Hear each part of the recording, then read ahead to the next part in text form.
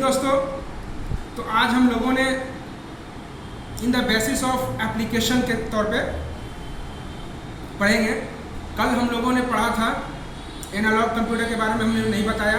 आज हम बताएंगे आपको analogue computer, digital computer and hybrid computer. कल हम लोगों ने पढ़ा था माइक्रो कंप्यूटर, मिनी कंप्यूटर, मतलब आकार के आधार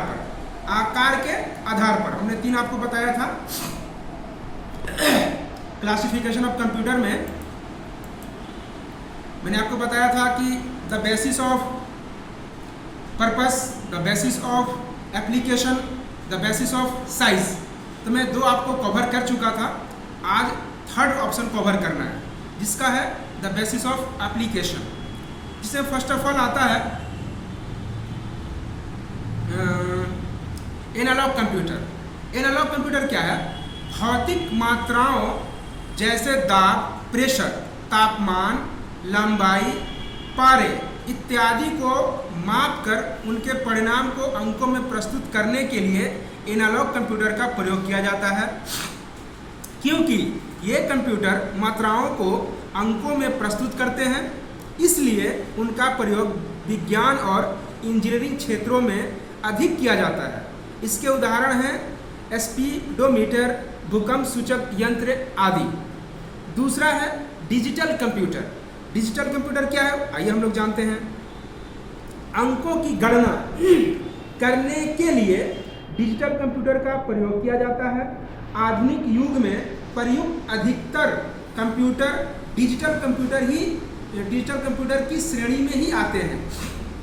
ये इनपुट किए गए डेटा और प्रोग्राम को 0 और 1 में परिवर्तित करके इन्हें इलेक्ट्रॉनिक रूप में प्रयोग करते हैं। डिजिटल कंप्यूटर का उपयोग व्यापार में, घर के बजट में, एनिमेशन के क्षेत्र में विस्तृत रूप से किया जाता है। इनके उदाहरण हैं desktop computer and laptop computer. And last option इसका है हाइब्रिड कंप्यूटर। हाइब्रिड कंप्यूटर क्या है? आइए हम लोग जानते हैं। हाइब्रिड कंप्यूटर उन कंप्यूटरों को कहा जाता है जिनमें एनालॉग तथा डिजिटल दोनों ही कंप्यूटर के गुण सम्मिलित होती है, मतलब दोनों के कॉम्बिनेशन। हाइब्रिड कंप्यूटर उसको कहा जाता है जो डिजिटल कंप्यूटर एनालॉग कंप्यूटर दोनों को मिलकर, मतलब दोनों मिलकर, तो हाइब्रिड कंप्यूटर का इजाद हुआ, हाइब्रिड कंप्यूटर का एवोल्यूशन हुआ। इसके बाद इसके द्वारा भौतिक मात्राओं को अंकों में परिवर्तित करके उसे डिजिटल रूप में ले जाते हैं। उसके बाद चिकित्सा के क्षेत्र में इसका सर्वाधिक उपयोग होता है। इसके उदाहरण हैं ईसीजी और डायलिसिस मशीन में। ईसीजी और डायलिसिस मशीन में। तो ये थे दोस्तों classification of computer. Classification of computer में मैंने आपको बता दिया था कि 3 बेसिस होते हैं, जिसके आकार के आधार पर, उद्देश्य के आधार पर और अनुप्रयोग के आधार पर। मैंने तीनों का सारे ऑप्शंस आपके तक पहुंचा दिया। जिन भाई को अगर डाउट हो कमेंट्स करके पूछ सकते हैं। अगला आपका टॉपिक है, टॉपिक का नाम है कंप्यूटर के अनुप्रयोग, application of computer. Application of computer हम आपको ब्रीफली समझा देते हैं। सारे लोग जानते भी हैं कि कंप्यूटर ऐसा यंत्र है जो हर फील्ड में, छोटी सी छोटी फील्ड हो या बड़ी सी बड़ी फील्ड हो, सारे फील्ड में अनिवार्य है, यूज़ करना अनिवार्य हो गया है। जैसे फर्स्ट ऑफ ऑल, आधुनिक युग में शायद ही कोई ऐसा क्षेत्र हो जहां कंप्यूटर का प्रयोग ना होता हो। आधुनिक युग में शायद ही कोई ऐसा क्षेत्र हो जहां कंप्यूटर का प्रयोग ना होता हो। कुछ मुख्य क्षेत्रों में कंप्यूटर के अनुप्रयोग निम्नलिखित है। फर्स्ट ऑफ ऑल, शिक्षा, एजुकेशन, शिक्षा के क्षेत्र में भी इंटरनेट के माध्यम से हम किसी भी विषय की जानकारी कुछ ही क्षणों में प्राप्त करते हैं। मल्टीमीडिया के विकास और इंटरनेट की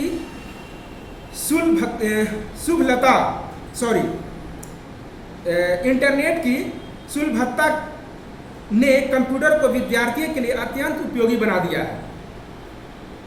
दूसरा क्षेत्र है बैंक्स। बैंक्स में आइए। बैंकिंग क्षेत्र में तो कंप्यूटर के अनुप्रयोग ने क्रांति ही ला दी है।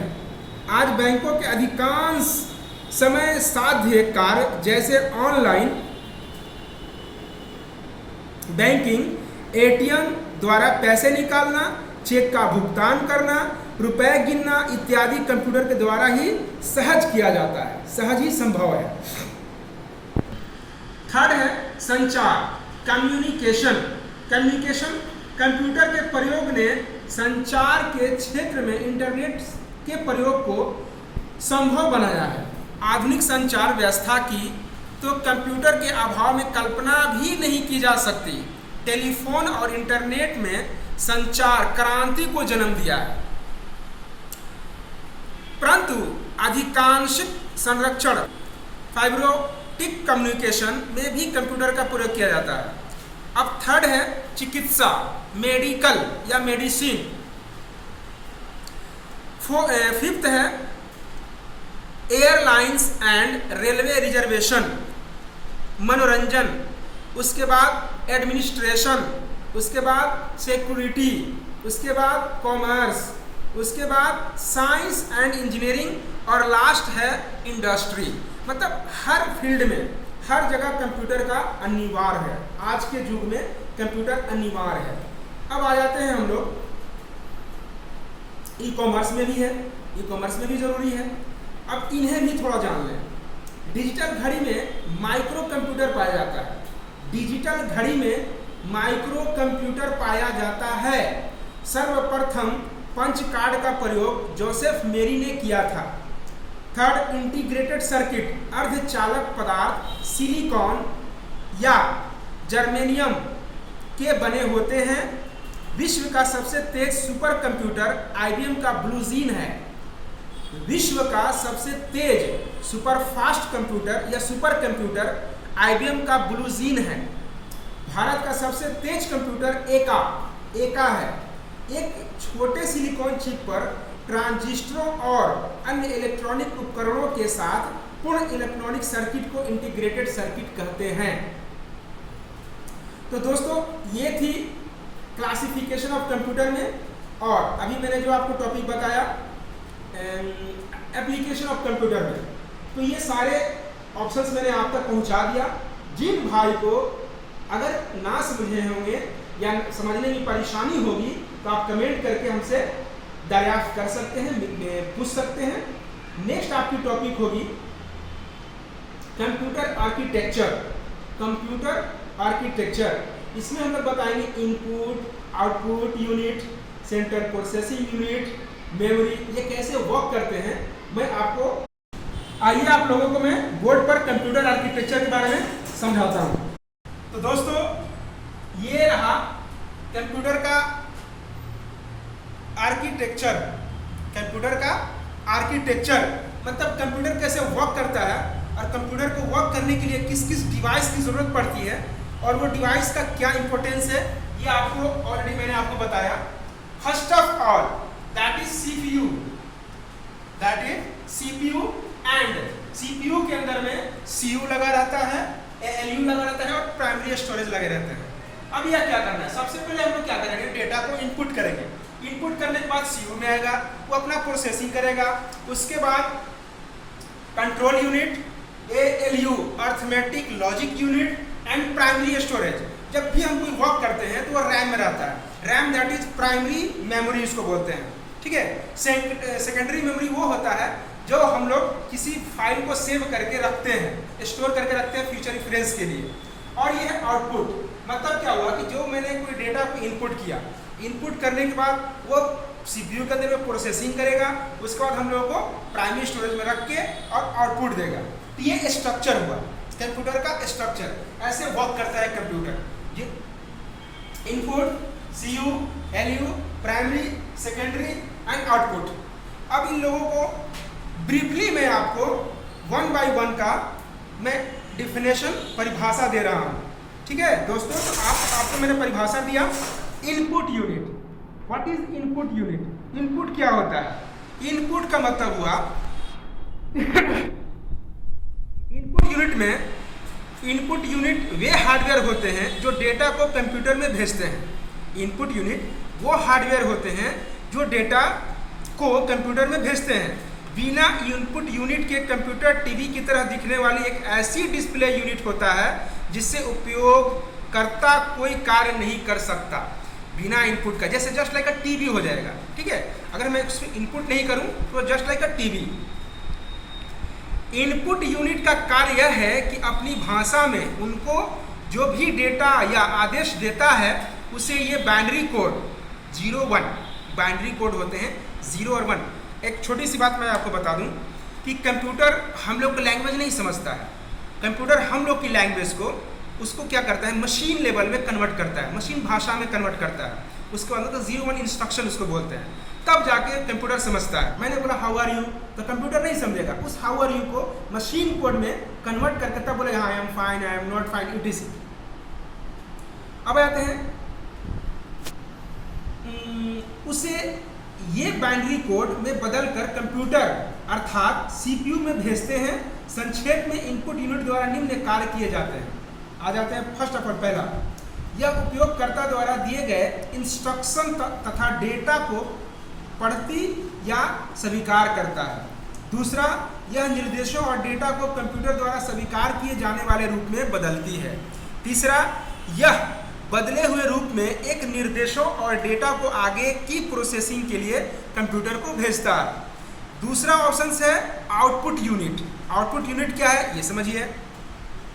डेटा तथा निर्देशों को परिणाम के रूप में प्रदर्शित करने के लिए जिन यूनिट्स का प्रयोग किया जाता है उसे आउटपुट यूनिट कहते हैं। जैसे बात हुई कि मैं कैलकुलेशन किया कंप्यूटर के अंदर में, और जो हमको आउटपुट दिया through screen, that is output device, output unit. अब आ जाते हैं हम लोग आउटपुट यूनिट का कुछ संक्षेप है। पहला, यह कंप्यूटर द्वारा दिए गए परिणामों को स्वीकार करता है जो कि बाइनरी कोड के रूप में होते हैं और जिन्हें हमारे लिए समझना कठिन होता है। दूसरा, यह उन कोड के रूप में दिए गए परिणामों को हमारे द्वारा पढ़े या समझे योग्य रूप में बदल देता है। तीसरा, यह बदलते हुए रूप में परिणामों को हमारे सक्षम प्रस्तुत करता है या छाप देता है। अच्छा, थर्ड ऑप्शन है CPU, सेंट्रल प्रोसेसिंग यूनिट। अहम चीज़ है ये, कंप्यूटर का ब्रेन, इसको ब्रेन भी बोलते हैं, brain of computer. CPU he processing unit और कंप्यूटर का वह भाग होता है जिसमें अर्थमेटिक और लॉजिक ऑपरेशन निष्पादित होते हैं तथा निर्देश डिकोड और एग्जीक्यूट किए जाते हैं। CPU कंप्यूटर के संपूर्ण ऑपरेशन को नियंत्रित करता है।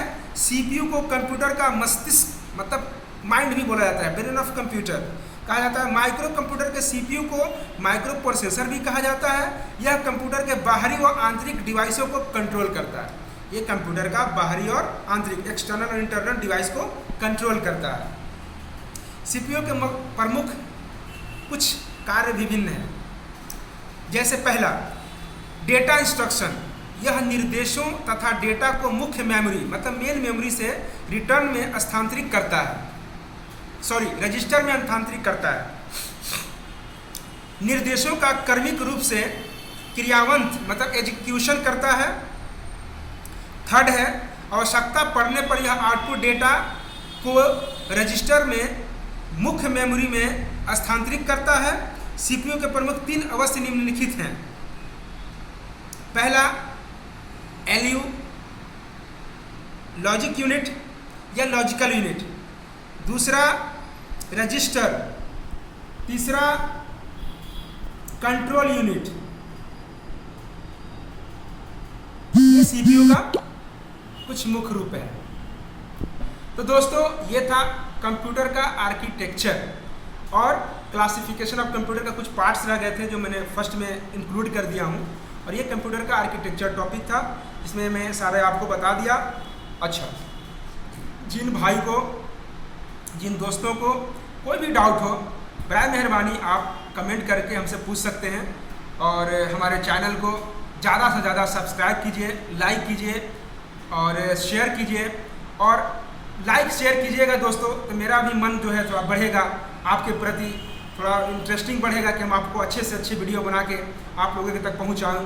यही मेरा मोटो है कि आसान भाषा में आप लोग के पास मैं वीडियो पहुंचाऊं। तो बराए मेहरबानी लाइक कीजिए, शेयर कीजिए, फॉलो कीजिए। जी तो दोस्तों, तो जिन भाइयों ने या जिन दोस्तों ने अगर मेरा वीडियो और भी सारे वीडियो हैं जो नहीं देखे हैं, तो आप मेरे चैनल पे जाएं और हमारे वीडियो को देखें, सब्सक्राइब कीजिए और जहां समझ में नहीं आए कमेंट करके हमसे दरियाफ्त कीजिए।